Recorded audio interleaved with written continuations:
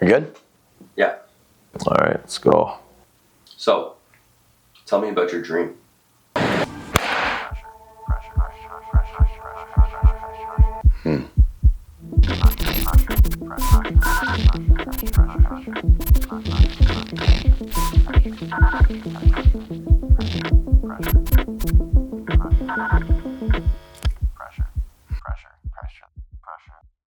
Hey, I'm Andrew Pederson. I play water polo at Western University. I'm Sullivan Gibb, and I am a golf professional at Blackhawk Golf Club. My name is Aaden, and I play baseball for the Ontario Nationals. In high school, I kind of solidified it. I had to pick if I wanted to play basketball or water polo, and I hated playing the sport of water polo for like 4 or 5 years. Yeah, I mean, growing up, I always wanted to be a professional hockey player. I wanted to play in the NHL. Came a time where I realized that was not going to be the case, and really fell in love with golf and got to take that to a pretty cool level. So I was about 2 years old, My dad just kind of gave me a broom and, act like it was a bat and started throwing balls at me. My dad's always a big baseball guy, so he just got me to play and everything. All of a sudden in high school, it kind of clicked a little. My shot got a little harder. I actually started moving. I stopped doing cardio and I started actually scoring. I played a lot of golf through the summers and got to work in golf. That's the kind of the point where I was like, okay, I can make something of this. And then I made the goal of making a provincial team kind of my thing and going through the pathway. As I got better, I kind of realized that this was, a career path. Kept working at it, kept working at my craft, and eventually got to a point where I knew it was going to be my future. Seeing your progress and seeing what you've become and what you were before. Because you're some small kid, and then you start getting big, you start getting your numbers, your metrics up, all that. It's just a pretty rewarding feeling. This journey to become an elite athlete, in many ways, it's pretty organic, and the idea that you're being exposed to a multitude of sports, and the idea that you're doing sports because it's fun, and the idea that all you want to do at a young age is you just want to be out there and be exposed and have fun, and you want to keep it fun for as long as you can. For me, as a 23-year-old that grew up loving sports and being involved in sports, I get to go to the golf course every day and actually be surrounded by that is one of the coolest and most rewarding experiences. The thing that allows an athlete to be successful is this ability to assign their identity to being intertwined with the sport that they're doing. And there's a lot of perks to it, right? The idea of being known hey, you're a baseball player, right? It makes you feel distinct and special. Everyone just kind of knows you for a sporty guy, ever since I was young, you know what I mean? Even just track and field days, ball toss, stuff like that, everyone just got a thought of me. Me going to Western and me even getting a scholarship from Western is I was oh wow, that was my I'm an athlete moment. I had always been searching that in my character. I was I want to be an athlete, and then I did that, and I'm okay, I'm an athlete, I can claim this, I can have fun on a team and have that experience. And to be so honest, this is probably the most, the best water polo experience I'll have.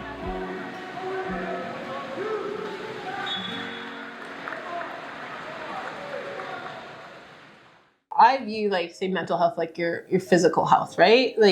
We all need some basic level of good health, right? Whether it's mental or physical. Usually we're not aware that there's a problem until some issue shows up. 2022 was the year that I finally decided I'm gonna get my professional status, and that was a big step for me because it was probably a little sooner than I was kind of expecting for that. I tried 3 times, not succeeding the first 2 times. Everybody knew going into the year that I was gonna try and get my professional status, and I was gonna attempt. And how it essentially works, you have to just shoot and score that's good enough to get your card. Everybody at the course knew, everybody's talking. Every time I went to go, everybody's shooting me texts, filling my messages up, wishing me luck, and everybody's expecting me to succeed right away, and that built a lot of pressure, especially after the first 2 times when I didn't get it. The pressure of that just became very extreme. I felt more pressure when I got to uni, actually, which is kind of the opposite, because throughout high school, I played for a club where, we had a good time, made a lot of long-lasting friends, but we didn't win too many games. We kind of just made our way through, and we all got better together, and we all, we had great single players, but we didn't have a great team. So when I came to university, I had one of my coaches, one of the provincial team coaches, tell me, he's like, I think this would be a good spot for you to play. He's like, I think you'll do really well in this league. So I was like, okay. Like, he said it's going to be much easier compared to what you usually played. And I was like, okay. Like, should be easy. Should just like glide in, get a scholarship, whatever. And then I realized kind of the complications of relationships with coaches and what there's, like, you think you're going to do so well, and then all of a sudden you don't score in a game, and you're like, this wasn't hard, but why didn't I score?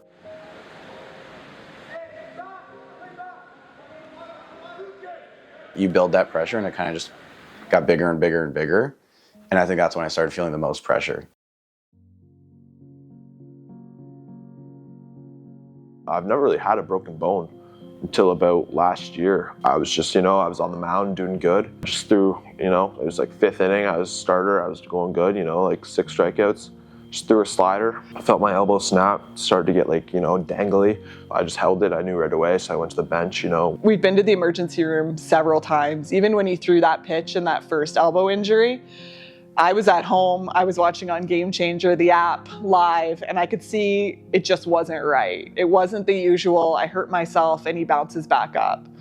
So my husband took him to the hospital, and I got that text message that it was broken. And then we put him in the car and took him right to McAllister, and they did surgery 12 hours later. After that, it was my ankle.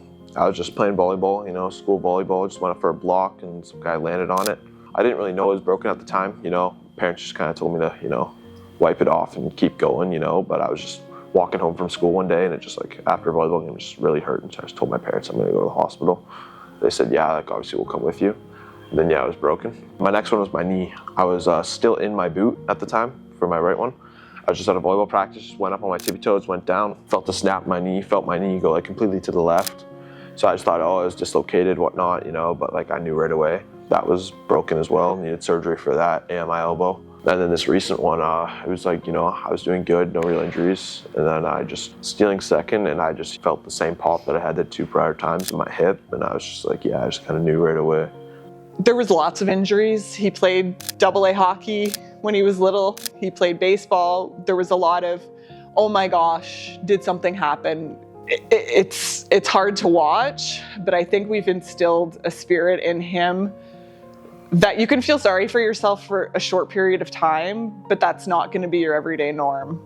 We let him have his 12 hours in bed post-surgery, feeling sorry for yourself, playing video games, not getting out of bed.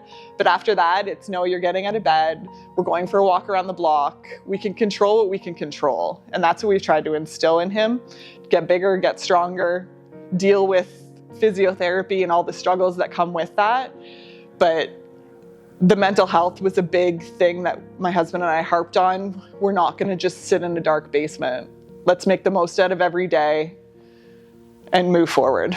Having a challenge, or not feeling the way that you want to feel, is okay, and I think it's okay to have a bad exam or something like that. That's normal, and it's normal to not feel happy about it. It's how you manage it and what you do with the distress that you're being faced with. Golf was kind of all it. When I felt pressure before that year, and in life in general, my escape was golf. So when I needed an escape from golf, it wasn't necessarily the easiest thing. But when you're in the middle of trying to get as good as you possibly can so that you can become a professional, days off is kind of something you don't want to take as well. So then you're kind of battling that. There's definitely some pressure, especially with all the injuries, honestly. It just scares you a little bit, because you've always had that goal, and then it's just sort of, scary that you might not be able to achieve it when, you're just being held back by injuries. It's not even like you're being held back by yourself. It's just bad luck. You're kind of sitting on the bench, and your coach is looking across the bench, and then he picks the guy next to you. And then next sub comes in and he goes, same thing, picks the guy next to you. And it's every athlete's brain is itching to get in the water. And you expect to come in, you expect to perform, you expect to, be a guy that's real contributor. I think that's actually, I want to touch on that. That's why I haven't quit. I said the moment that I don't feel like I contribute to the team, I'm going to quit. And I got really close last year because a bunch of times I clocked my first, like I didn't play in one game. I've never not played in a game in my whole life in any sport. And like after that game, I was like, okay, I literally did not contribute to this. Like if this carries on in the rest of the season, there's no point. It's definitely hard because like, you know, same time, like you see your team losing all that, you know, it just sort of sucks. Like, I mean, it's definitely like a different view on baseball, right? Because like it's different when you're in it, like, you know, then you like really feel like you're in it and like you can like impact the game and change the game. Like when you're just like sitting there with your crutches on the bench, like it's different. Like, you know, like you just got a bag of seeds in your hand and you're just sort of watching the game for fun. Like you're not really like in the game. I feel like I'm better now. I feel like I could go and play, but like, you know, I still got like another 2 months. But yeah, it's definitely the hard part because, you know, I just like, especially with like stuff with like my knee, my hip, like, you know, like I'm walking in like 3-4 weeks, and then, you know, like that's sort of when I started to like want to ramp up and like, you know, really get back to my sport. It's hard, especially when the doctor's like, you know, like just telling you like, you know, gotta wait longer, like, you know, 6 months, all that. It's just like, it's hard because you feel like you can do it, but at the same time you don't want to like, you know, put yourself back even further and, you know, make it like worse for you in a couple months. The one thing I think I would have liked to learn earlier was course management, which is in a sense a mental side of the game because you're making the right decision in every situation and giving yourself the best chance to score. The pressure comes from within a lot, and you don't have anyone to bail you out. I think that's the best way to put it. Like, if I go hit in the water, there's no one there to go catch the ball at the wall, you know? Like, no one's stealing a home run when I hit it in the water. It's like, it's going in the water. Once you're on an island, you don't really look for people at all.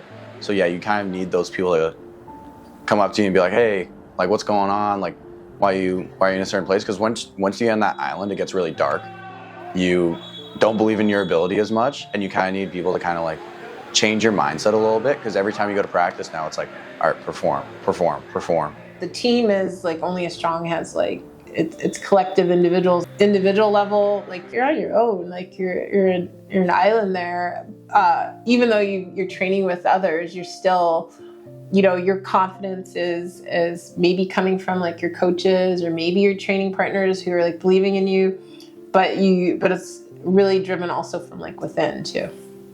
This isn't just a water polo thing. This is like a relationship thing, and I need to figure it out because it's affecting like multiple levels. Like you just get on yourself way too hard, and then it affects all your relationships. It's not like I was like, oh, I know I might not be in water polo, so let me get closer with my other friends. It wasn't even like that. It was literally like I was putting myself on an island as I was getting away from the sport and just becoming like more and more alone. I have a desire to keep practicing and keep getting better, and I want to take time to practice. And you know, you have to work that in around your 40 hours, 50 hours a week that you're working, which then gives little time. And you know, I live with my girlfriend, and that's a big, if I don't get to see her for a day, that's kind of not easy, especially if she's home, the dog, and taking care of everything at home. Like, even just recently, like my mom started, like applying me for Canadian schools and all that. And that's definitely hard because, like it's never been my goal. Like, like it's just like my goal's always been, States, United States, everything like that, just like full tilt towards that. So yeah, it's definitely hard when I, see my mom like, setting up, other plans for me. But like, I know it's not my plan. She knows it's not my plan. But like, at the same time, it's good to have that backup, and it's good to have that to like rely on and everything like that. He's had these goals from a very young age. We have not put any of that onto him. We have our ESP set up for him. There's nothing coming from a parental side pushing him to get a full scholarship. My biggest goal is just to like sort of get a free education, just like sort of taking that weight off my parents' shoulders too. Like a lot of kids have to get their parents to sort of pay for their education, or they gotta like work 9 to 5s to pay for their education. Like I've heard about all these people who have like really bad like student debt and student loan debt and all that, and it's just not really who I kind of want to be, you know what I mean? I kind of just want to work hard and get that free education. We are so proud of Aaden. I'm gonna start crying. Yeah, I need a minute.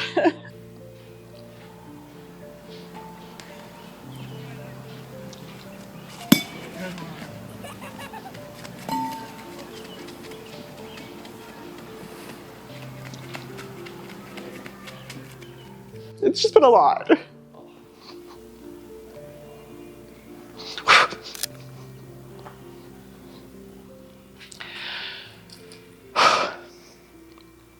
So yes, we are very proud of Aaden. He has overcome so much over the last 16 months. And just to have the same goals that he had when he was 8 years old, even though he's went through all of these extremely difficult times, we are beyond proud. It's hard sometimes because like sometimes I don't really want to listen to her, you know, I don't want to listen to my dad, you know, I just kind of want to keep laying in bed, you know, feeling sorry for myself. It does suck, but I mean, it's meant a lot. I can always rely on them, you know, they're always there for me. Whatever, like, I need to talk about something, like, you know, I can talk, like, to them about it. It doesn't matter what it is, and I feel like they've done, like, a really good job parenting and doing that aspect where we can always, like, talk to them, because some kids don't really, like, have a great relationship with their parents and stuff like that, but I feel like it's awesome because I can always talk to them about anything. There's a certain amount of parents that think their kid's just gonna be some sort of superstar, and I can only imagine the pressure that would be. You know, my parents always told me they believe that I can do it, but that if I don't, they're still gonna love me the same way, and that always took a lot of the edge off. And it's like, okay, well, you know what? Like, I want to do it for me. I don't want to do it for everybody else, and I think that makes a big difference. My dad used to hate driving me to tournaments because after every single game, I would always be in a terrible mood and I wouldn't talk to him. So my dad helped me to figure out how to like talk about it and be like why I'm upset and like certain things like that. So I talked to my girlfriend after every game, like, oh, it was good. Like lately, like more recently, I've had more of those times of being like, oh yeah, like this game was really fun. Like we did this well and we did that well. Like, I've always believed in myself. Like, I always think that I can do it. Like, even at my worst, I think I can do it. And if your self-belief is that high, I think it definitely favors you. Not everyone is so believing in themselves. Like, I guess I am. The way I see golf is it's a game of good misses, not good shots, if that makes sense. Like, if you're good at missing the ball in the right spots, you're going to be a really good golfer. By having that mindset, I know that I don't have to be perfect, right? If I treat it as I have to hit good shots and it's like, oh, I didn't hit that one great, and now I'm frustrated because I didn't hit that one great, it's like, now you have no confidence. But if you treat it like I am going to hit bad shots, it becomes a lot easier to then not get frustrated over those ones and believe that, like, you know, the next one you're going to hit well again, even though you haven't hit one well in a while. One of my best friends came to the team. Having that outlet of like, now we're hanging out outside of the team and we're hanging out at practice and we're shooting it about whatever. It's like, it's not even water polo related. Like once you change it from the sport, like you're in practice and you're talking about something else. I think that was what took me out of that like darker spot and like that island in first and second year that I think I put myself on. Like, I didn't want to join the culture, so I'm like, I'm just gonna remove myself. And that was, I think, a poor decision. And now in my fourth year, I kind of see that having that big camaraderie and having that group of guys just hang out, being together, that's what makes me happy. And that's what I think makes the team function. Before he goes out in the field, my saying to him and to his brothers in sports is just don't suck. And that doesn't mean don't suck at the game. It's a game of failure. You're not gonna get up there and hit a home run every time, but just set individual goals. Whether that's going 1 for 3 in a day or in a weekend, that might be fantastic for him. Just, you know, looking in the stands and seeing them there and all that, it's definitely a big help. Seeing that they showed up and, you know, seeing that they're seeing the same thing that I'm seeing. Just my mom's motto, don't suck. Even just like the small stuff like that definitely helps. This year, so he had 2 surgeries and the ankle fracture and then came back and had the best year he's ever had. And that, I think, just speaks to his resilience and his positivity and just trying to make the best of the situation. Is he the fastest runner on the field? Absolutely not. But he makes up for it. If you hit a home run, you don't need to be the fastest. I'm really happy who I've become from water polo. I credit a lot of my character to it because it's just such a gritty sport. It's such like you give so much and you get such like so little. I had been dying from workouts from like water polo all the time. And then you get like a little bit better, but it's just so fun. Like it's just, and that's why I think it breeds really good like character from it, is because you give, and you get a little bit and you're so satisfied with that. Like you get a little bit of success and you're very happy with it. And I think that it's very applicable to life. Like you put in so much work and then as soon as you get that little break of success, like you love it. And you just want to give more to get more. Even though I don't get to play as much or get to, you know, compete and earn money on a regular basis, it's, you know, without being a professional, I wouldn't be able to have the opportunities I have, and it's a really cool experience. My playing ability doesn't define who I am. And the fact that I'd make $0 and I've never earned any money actually playing doesn't bother me, because when I go back home, my girlfriend knows exactly who I am. When I go to work, everybody knows who I am. My playing ability is something that is fun. It's fun to play good, but it doesn't define who I am.